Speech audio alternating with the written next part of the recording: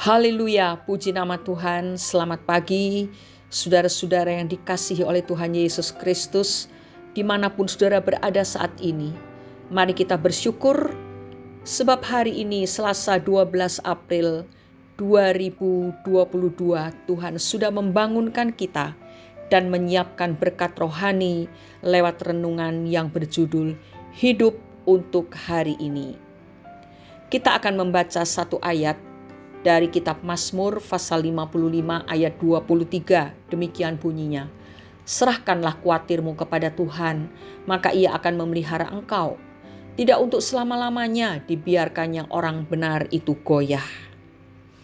Saudara-saudaraku, suatu hari sepasukan tentara Amerika yang bertugas di Iran tertangkap dan disandera.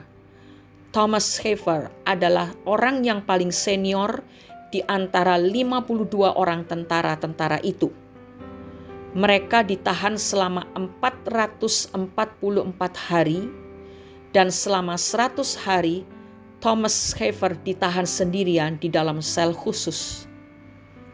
Ketika mereka berhasil dilepaskan, seseorang bertanya kepada Thomas Schaefer bagaimana ia dapat bertahan dikurung sendirian di sel khusus itu. Ketika dilatih sebagai seorang tentara, saya belajar taktik dasar untuk mempertahankan hidup dan anti teroris, yaitu bertahan hidup dengan makanan yang sangat minim dan menjaga kesehatan. Itu adalah dua hal yang sangat prinsip. Saya membaca dan mentaati jadwal setiap hari.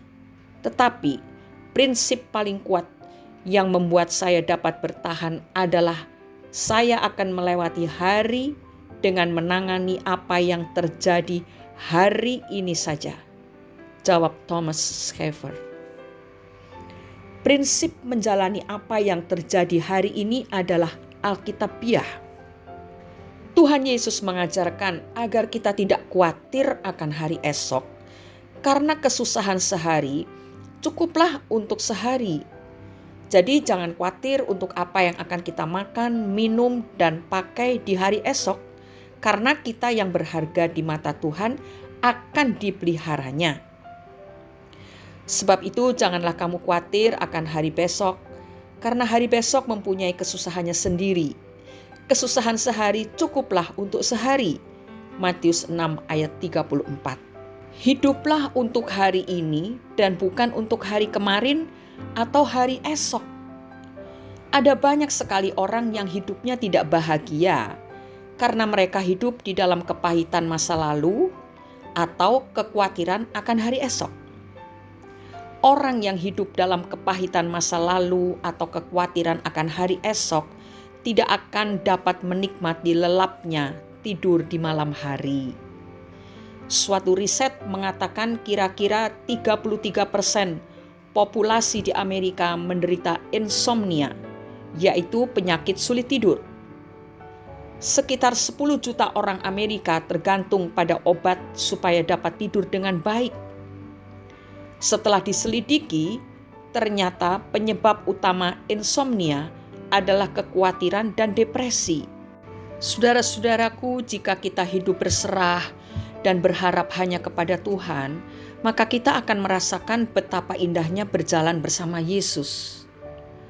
Sebab dalam 1 Petrus pasal 5 ayat 7 tertulis, serahkanlah segala kekhawatiranmu kepadanya, sebab Ia yang memelihara kamu.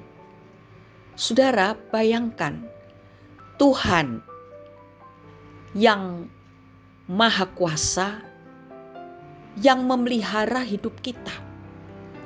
Kalau Tuhan memelihara hidup kita, apa sih yang perlu kita khawatirkan? Pasti kita merasa aman. Seringkali justru kita berpikir bahwa harta yang melimpah atau kedudukan yang tinggi itu yang dapat menjamin seseorang menikmati hidup dan hatinya tenang penuh sukacita.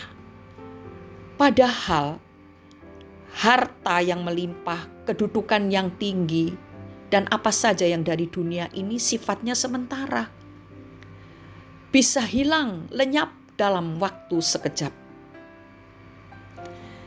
Tetapi bagi orang-orang yang berharap dan yang mempercayakan hidupnya kepada Tuhan Yesus, maka mereka akan menikmati ketenangan dan sukacita yang sejati. Sebab itu, ketika kekhawatiran mencoba menyerang kita, kita harus melawan. Jangan kita justru terbawa lalu menyimpan kekhawatiran itu, dan kekhawatiran itu terus-menerus merongrong hidup kita. Katakanlah kepada diri kita sendiri, "Hai jiwaku, hari ini hiduplah dengan percaya kepada Tuhan. Berharaplah kepada Tuhan Yesus, karena itulah yang akan meneguhkan engkau." Apa faedahnya sih engkau gelisah untuk sesuatu yang belum pasti terjadi di hari esok?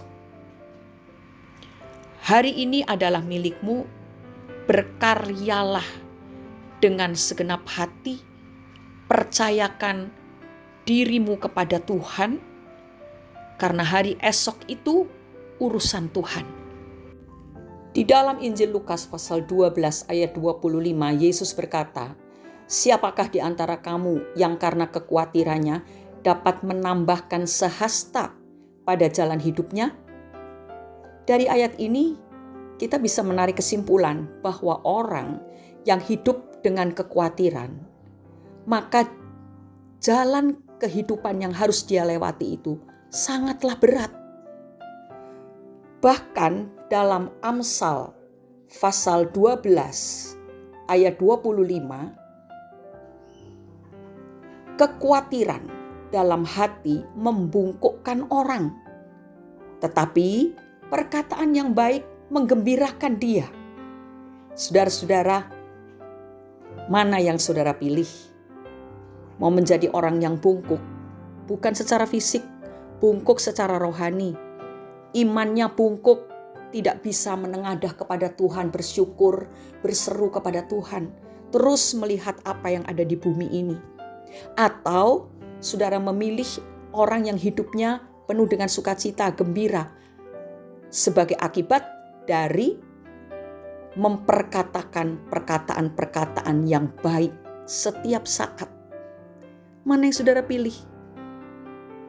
Nah, pastilah kita semua ingin hidup dalam sukacita, hidup dalam kegembiraan.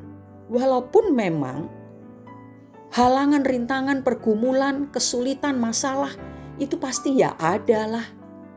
Tapi kalau kita tahu bagaimana menghadapinya, maka jalan hidup kita itu tidaklah berat.